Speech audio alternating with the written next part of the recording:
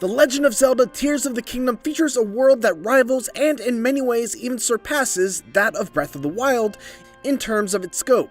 Whether you're new to Zelda's open world format or you know Hyrule like the back of your hand, you should expect things to have changed in many unexpected ways, including where to find armor, great fairies, towers, and many more secrets. There's a lot to unpack both in the opening Sky Island tutorial area and once you arrive back on the surface, and it's easy to get lost and not know what to do next. So to help out, we've compiled some of the most essential things to do first in Tears of the Kingdom. First up, you're going to want to get the warm leggings. The Great Sky Island is where you'll spend the first hour or two of your adventure, learning the ropes in a format that's fairly similar to Breath of the Wild's Great Plateau. But certain aspects and the abilities you collect will change things up. One thing that has not changed is the importance of finding a way to stay warm in cold weather environments. Aside from eating cooked peppers, sunshrooms, or making elixirs from warm Darner dragonflies, the best way to stay warm is to find suitable clothing. And one piece of armor on the Great Sky Island just happens to fill that role. Once you've survived the cold trek up the snowy eastern part of the island to the Gutan-backed shrine and gained the ability to ascend, you can use it right outside the shrine on the wooden ledge coming from a large hollow tree trunk at the top of the mountain.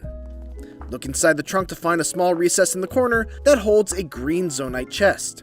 Open it to reveal the archaic warm greaves. This item will negate any freezing effects in basic cold temperature zones, and when combined with some cooked spicy peppers or applicable food, will fully negate even the most frigid environments you'll find.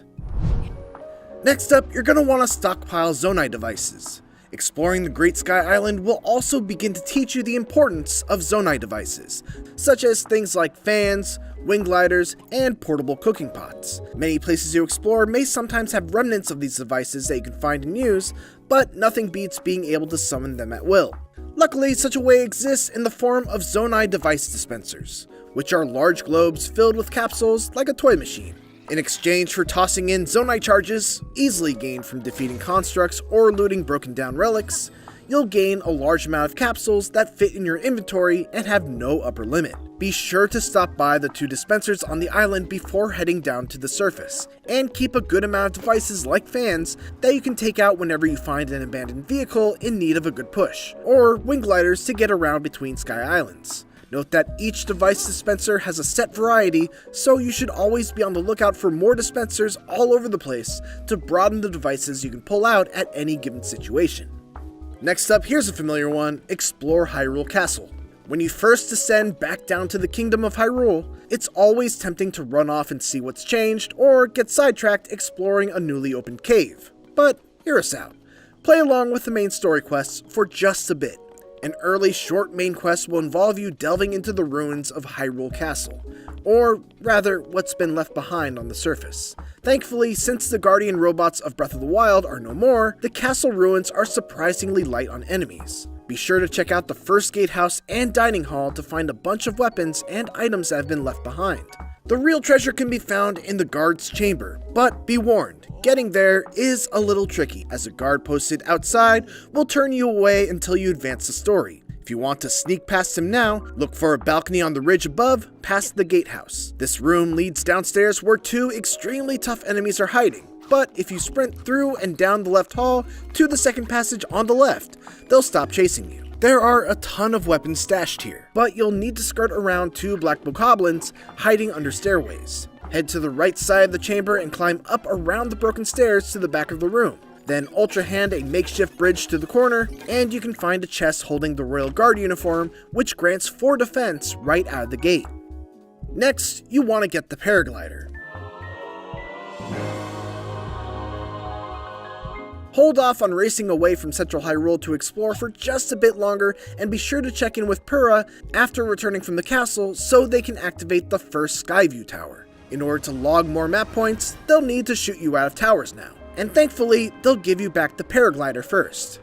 With all the skyward exploring you'll be doing, the paraglider is absolutely essential for getting around, and you'll even be able to customize it later at the Hateno Dye Shop after finding new paraglider materials. Then you'll want to get a horse, again. It will likely be a while until you can fly around on machines or build a crazy car, so in the meantime, getting around the surface will be made a lot easier with a trusty horse. Luckily, you should be able to spot a few just to the west of Lookout Landing. Horses spook easily, so if you have trouble approaching them, you may find it easier to surprise one from the air and shoot out of the nearby tower for height, and then mash the L button with your remaining stamina to calm it down, using stamina replenishing food if you run out. Once you've got one under control, you'll need a place to stable it. And luckily, there's one not too far away to the southeast at Riverside Stable that you can get to by following the roads from Lookout Landing. Stables now have a rewards program, so the more you visit new locations and the more horses you board, the more rewards you get in return. As an added bonus, if you have save data on your Switch from Breath of the Wild, any horses you've stabled in the previous game will be ready and waiting for you. While you're stabling your horse at Riverside Stable, look around the back for a well that you can climb down. There are tons of wells hidden all over Hyrule that have their own secrets, and this one includes a well hunter woman who will start paying you for every well you visit and catalog. And then offer a fruit to the cherry blossom trees. An interesting mystery awaits you at various pink cherry blossom trees scattered around the surface of Hyrule, and one is located just to the east of the Hyrule Castletown ruins. By placing a fruit in the bowl at the foot of the tree, you'll find that nearby cave entrances, wells, and points of interest now emit a glowing blue light, and will continue to do so for a short duration. Use this feature in conjunction with your Purrpad's zoom and map marking feature to mark interesting spots, and come back to them later when you're up for exploring. Then you're gonna want to go into the depths. Another early main quest you shouldn't pass up before running off to explore the wild world becomes available after getting your paraglider.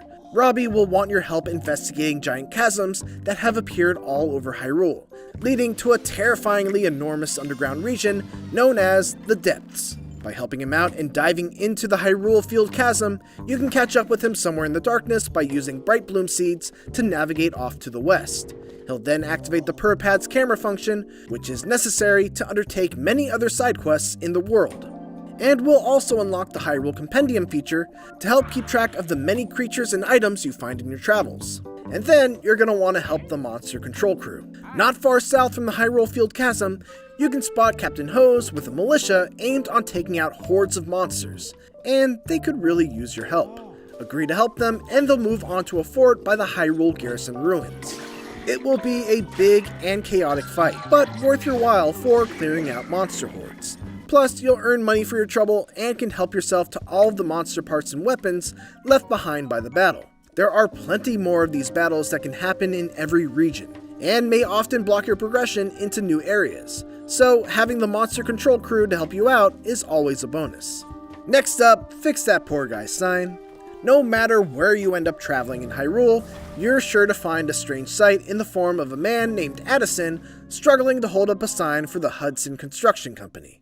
These are fun little puzzles that almost always have a different twist on trying to help him keep the sign from falling down when he lets go. Luckily, there's always construction supplies nearby to craft a sturdy support, at which point you can tell him to try letting go. If it works, he'll always reward you with pretty good stuff, including money, food, and tickets that let you sleep at any stable free of charge. Then you're going to want to get tips on armor locations.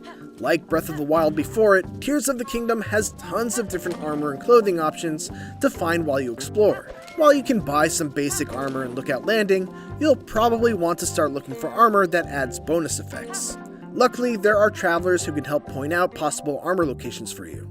If you head south and east on the road towards the Dueling Peaks, you'll likely run into a woman dressed in mushroom-themed clothing named Mishi.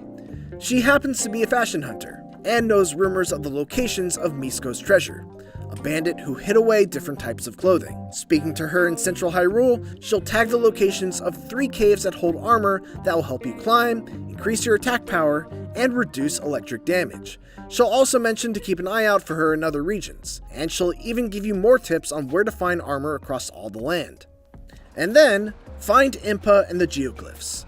You may have noticed them on your dive down from the Sky Islands, but strange patterns and glyphs have appeared all over the land, and are usually visible from high up in the air. These serve a special purpose, but you'll need to undertake a quest to divine their true nature. Head west and north from Lookout Landing to reach the new Serene Stable in the Hyrule Ridge area, which is on the path towards another Skyview Tower. Nearby in the field is a large glyph that is being investigated by none other than Impa of the Sheikah tribe. By helping her divine its true nature, you'll be able to unlock special features not unlike the memory locations of Breath of the Wild. And then of course you're gonna want to locate Hestu. Odds are you may have stumbled across a Korok as early as the Great Sky Island, which may fill you with joy or dread depending on how you felt about collecting Korok seeds in Breath of the Wild. And where there's Korok seeds, there's a big old tree fairy named Hestu who needs some to fill his magical maracas. Sure enough, if you travel up the path northwest from New Serene Stables towards the Lindor's Brow Skyview Tower, you should spot the guy being menaced by a pair of angry trees. Defeat them and you'll be able to start trading in Korok seeds in exchange for expanding your weapon, bow, and shield inventory, which is just as important in Tears of the Kingdom as it was in the previous game. Just like last time, however, you'll only be able to give him a few Korok seeds before he runs off. But luckily, his next appearance won't be far away. He'll talk about traveling east where lots of people are, and you've actually already been there. Lookout Landing. Next up, you're going to want to get the glide suit. Since you just found Hestu below the Skyview Tower in Hyrule Ridge, it's best to go ahead and unlock it and expand your map. Doing so will also put you high in the sky right next to a large chain of circular islands to the southwest. If you land on the highest platform and activate the special panel, it will trigger a series of floating rings you can dive through to the lowest island, where a construct will congratulate you and suggest doing an official ceremony. Complete this task once more in a certain amount of time, and you'll be rewarded for completing the ceremony with your very own glide suit. This new special armor will increase your movement capabilities when diving at high altitudes, letting you have better control over landing on distant platforms. Finding similar challenges on the other sky islands above Hyrule will reward you with the complete set, and drastically improve your handling in the air. And then, become a reporter. Link has had to take on many roles over the years to help the people of Hyrule, from sorting mail in Wind Waker to learning sumo wrestling in Twilight Princess. Tears of the Kingdom lets you live out your dream of becoming an investigative journalist. Completing the journey from Hyrule Ridge into the Tabantha frontier where Rito Village is will lead you to the former Rito stable, which is now known as the Lucky Clover Gazette headquarters. By talking to the owner, you can team up with a pelican-looking Rito named Pen to travel to different stables all across Hyrule and uncover unique questlines.